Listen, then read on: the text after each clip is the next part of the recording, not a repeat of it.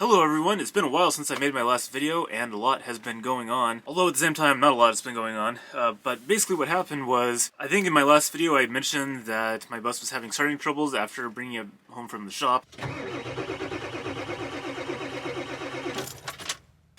And I had some valve cover gaskets that were leaking. So I figured what I was going to do is try to fix it myself. And there is a do-it-yourself repair shop nearby down in Kirkland, Washington. And they rent out booths basically where you can bring your car in. They have lifts there, they have all the tools, everything you need. They have a mechanic on staff to help you out if you get stuck with any problems. And it's actually a really cool place to go and work on your car. And it's a really great idea. I wish there were more places like this around. So I bought all the parts I needed, the valve cover gaskets. I decided to replace the glow plugs while I was at it.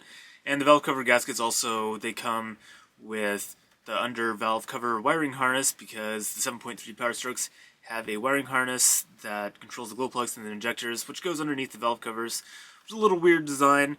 I'm not really sure why they decided to do it that way, but it's the way it is. And I decided to look at lots of videos online on YouTube to see exactly what it would take. There aren't a ton of videos of how to work on this engine in the van body. There's tons in the pickup truck, and things are definitely in a little bit different locations, at least certain things are.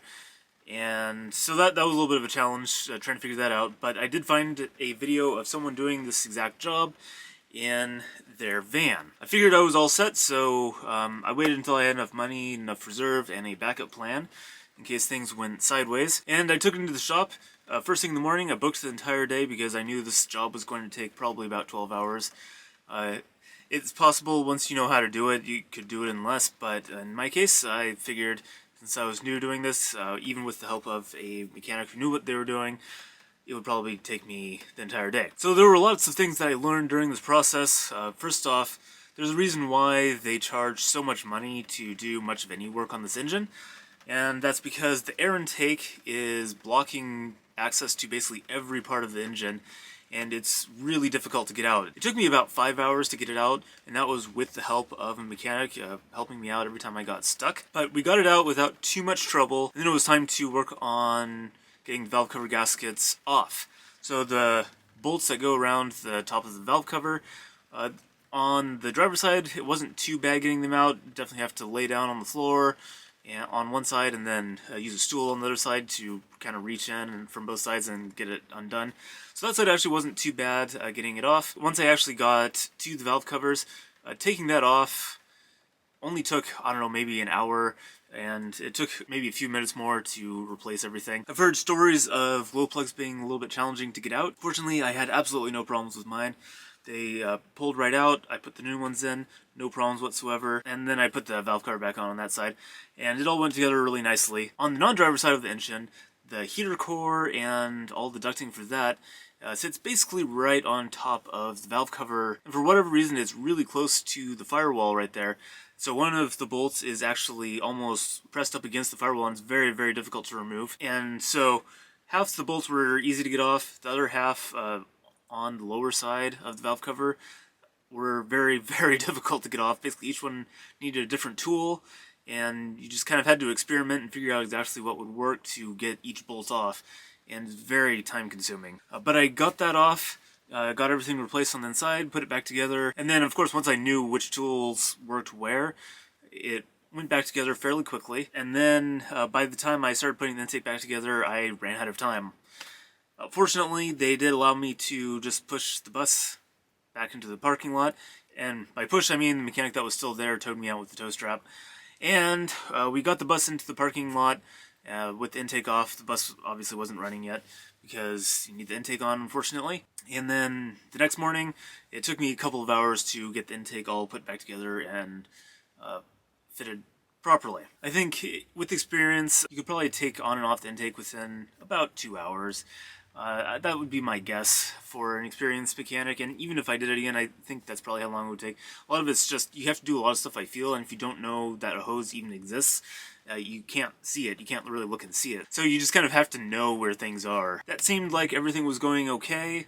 I put everything back together and tried starting it up, and it did start up right away, started up perfectly, so the glow plugs were working properly, but unfortunately not all of the engine started up.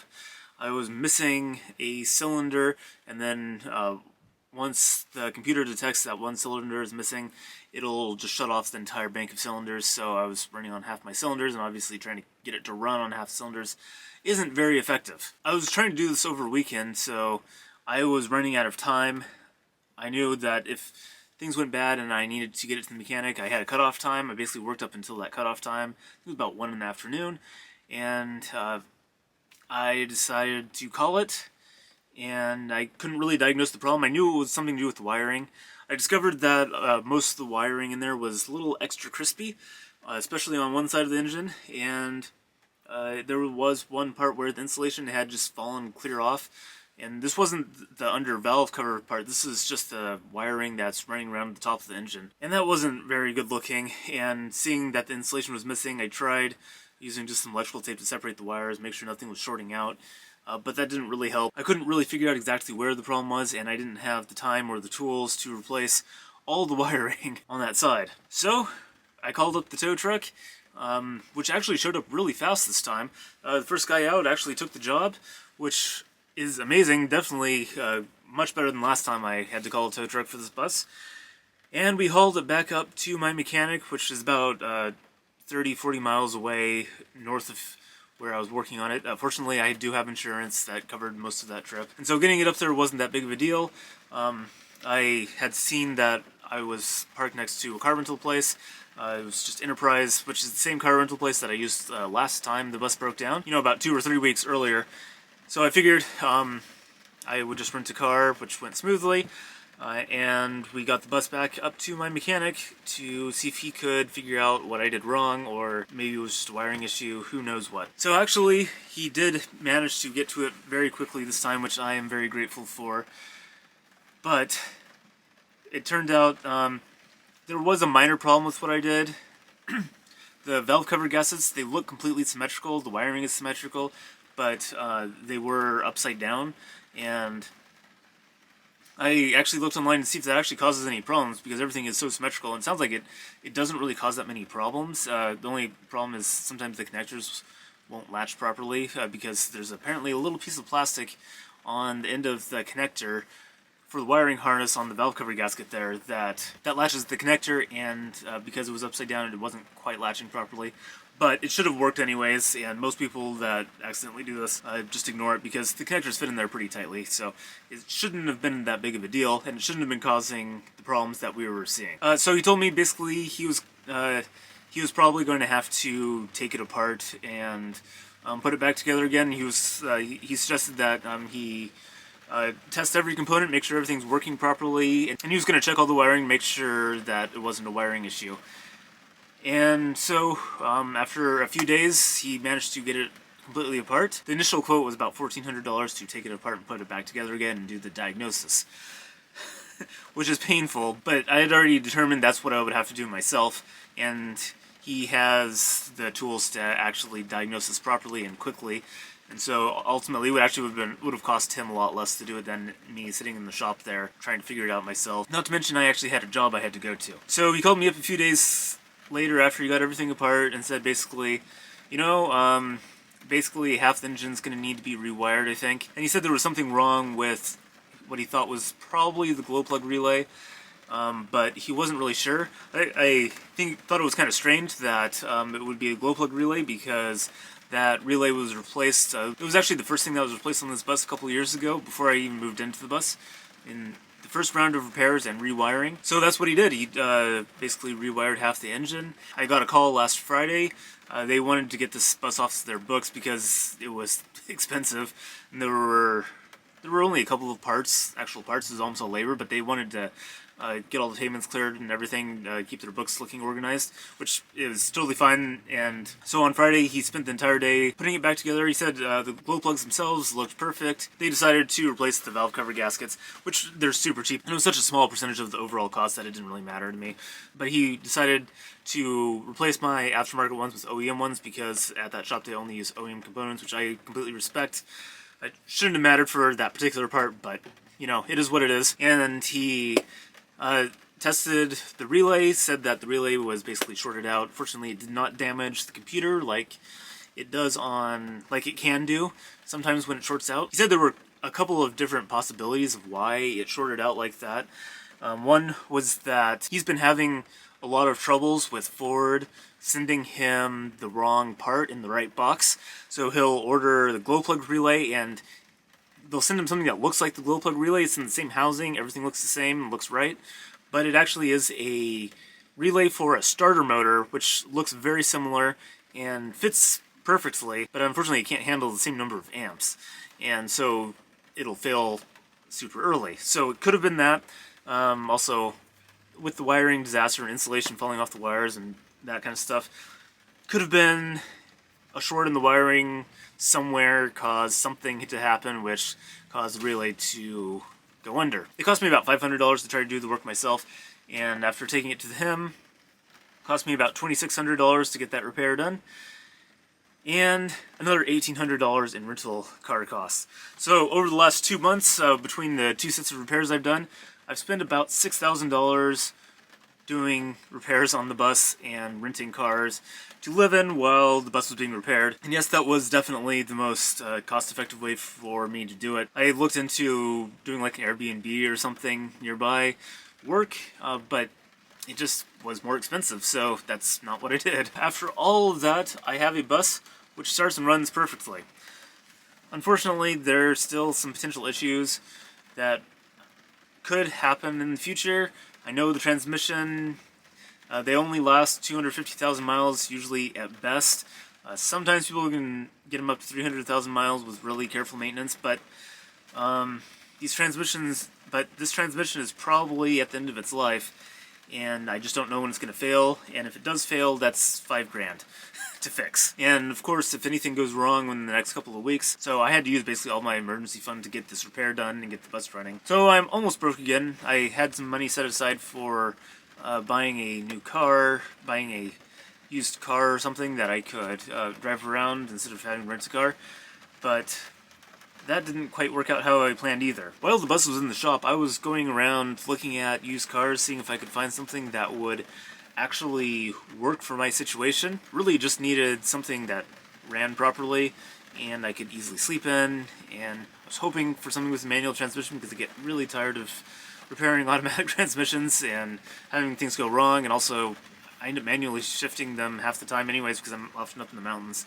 So it's like, why am I using an automatic? It doesn't make any sense. I found a few potential options, and so I had them stashed away just in case I needed to buy something unexpectedly like this. And so I started looking into them, and basically anything that I had looked at either had major mechanical issues, there were major tidal issues, or it ended up having something like 300,000 miles on it. So, and there were some really good-looking cars that were really well maintained, but 300,000 miles, I mean, I don't need much, but I do need to make it to the end of the vehicle repairs without any catastrophic failures. And at that point, yeah, some of those cars, you know, they're just kind of ticking time bombs at that point, I think. And so I decided to start looking at used cars that were a little bit outside my price range, and I knew the used car market was crazy, but I really had no idea what to expect. Things that were, you know, 10 years old, 100,000 plus miles, 150,000 miles, something like that, those were going for almost the price of a new car. And I figured, you know, if I was going to have to finance something anyways, this doesn't make any sense. Why would I do that instead of just buying a new car? I figured maybe the price were just getting compressed because there's no way you would sell a used car for like more than a new car. But I was wrong. I was looking at cars that were basically less than 5 years old with less than 100,000 miles on it, and they were going for, you know, easily $5,000 more than just a new car. So I decided maybe it's time I try something different, and I decided to basically go through and rethink what I'm doing, see if the bus actually makes any sense, especially considering the amount of maintenance I've put into this over the last, like, you know, 6 months or so. It's still better than an apartment, but not by much. It's starting to get up there. And this bus, I could probably sell it for $6,000, and I've put that into it in the last 2 months alone. So it started getting me thinking, you know, maybe I should upgrade my vehicle to something that's a little more suitable for what I'm doing. So I did place an order for a vehicle that would be an upgrade to the bus. He said it would be like 7 to 10 days, and that was 2 weeks ago. It's definitely a weird new car buying process as well, because the dealers don't have anything on the lots. I think they had like an entire 4 cars at the one I ended up ordering the car from. And even ordering a car, you can order stuff from the factory, but they said basically, we have no idea when it's going to show up. It could be, 3-4 months more. Who knows? And I wasn't really willing to wait that long, so I found a dealer that had something that was getting a shipment with a car that fit what I was looking for. And I think I found something. Whether everything will work out how I want it to, I don't know. We'll see if I get it. I will have to finance it, but ultimately it would actually end up costing less than this bus is at the moment, or at least, very least, it would be a similar amount, but I would have that reliability, which would allow me to go places that I just can't go right now because it's too risky, because the bus could just randomly break down on me, and I don't want to be off the grid when that happens. So the plan is basically I'm waiting for that car to show up, which is fine. If it takes another week or two, I'm totally cool with that, because I have the bus back. I have a place to live. The bus, I'm just going to be going back and forth between working campgrounds, and both of those places are easy towing distance of the mechanic in case something goes wrong, but I don't think anything will in the next couple of weeks. And it'll give me an opportunity to make a little bit more money again, and I will look better to the dealer, assuming this car ever arrives. And we'll see if this strategy will work. But it could be that bus life is coming to an end for me, and I might be transitioning to something different. Definitely not an apartment, but if this other vehicle comes through, I'll be moving into that. If it doesn't, I'll just keep working on the bus, keep fixing stuff, getting that reliability up. It has definitely improved since I bought it, but man, some of those repairs are expensive.